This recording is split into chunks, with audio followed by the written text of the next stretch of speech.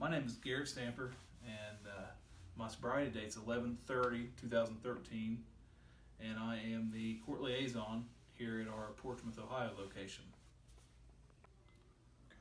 I think what brought me to sobriety is, I didn't have children. I had a family that cared about me, and I'm kind of materialistic. I wanted to have some nice things. I was tired of being locked up in jail and treatment and detox and just caught up in that cycle every day, and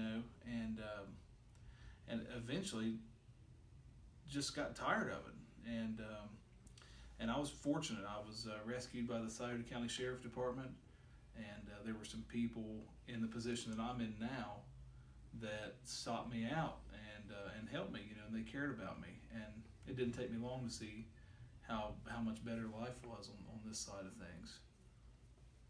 For me, the best part of my sobriety, I mentioned before that I didn't have children when I got sober. Well, I have some children now, and when I get home from work or when I get home from whatever I'm doing, my kids are happy I'm there, and they want to see me and they want to have a relationship with me, and I'm able to do that. I think I might not be the best dad in the world, but I'm there every day for my kids, and we have a great relationship, and I owe that to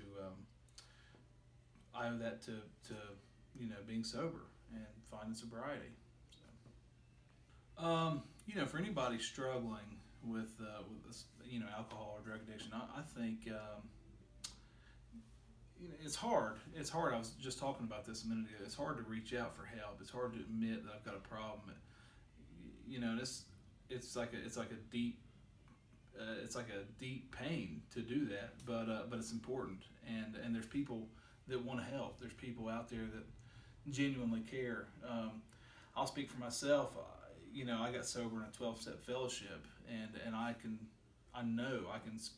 say without a doubt that anytime I think they've even got numbers in the phone book. If you looked up or found some sort of 12-step meeting and you go there, everybody there is going to try to help, and everybody there is going to point you in the right direction, and everybody there is going to point you to some sort of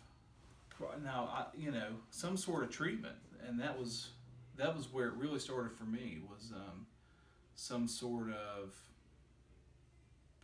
whether it be residential treatment, outpatient treatment, some sort of treatment where there's professionals that know what we need. I don't know what I need. If I had cancer right now and I went to the doctor, I wouldn't know how to treat myself. I need the doctor's advice, and that's the deal with this. I need to listen to what other people have to say, and then be willing to take those suggestions. So just reach out. That's my biggest piece of advice for someone struggling. For me, it's the things that keep me going and keep me sober.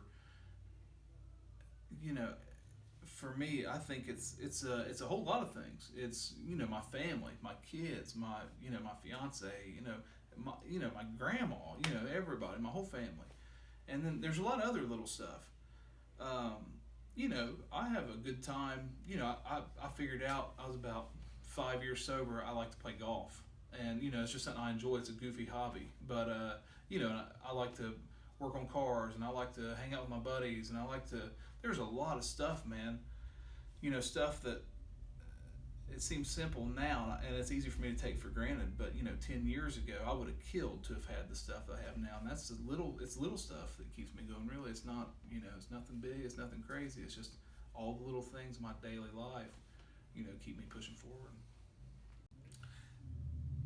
Yeah, the people I would thank, and some of them aren't here anymore, but I'd like to thank my family first and foremost. Those are the first people we harm in addiction, and I think those are the first people we should start treating right in recovery. And I couldn't have made it without them.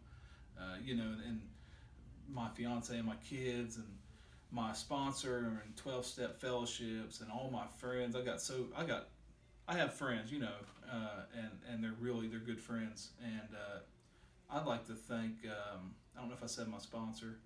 I'd like to thank him. I'd like to thank, there's a guy named Daniel C. He's not around anymore, but he was the guy that drugged me out of jail, and got me moving in the right direction. And PJ, my supervisor here, that guy has put up with me since I was 18 years old, and I was a real idiot when I was 18 years old. There's the list goes on. One more person I like to throw in there. She's not around either, but her name was Jolissa Roberts. She was my supervisor. She gave me my first clinical position and pushed me to get a CDCA and pushed me to, learn stuff. And I don't think I would be where I am, without her.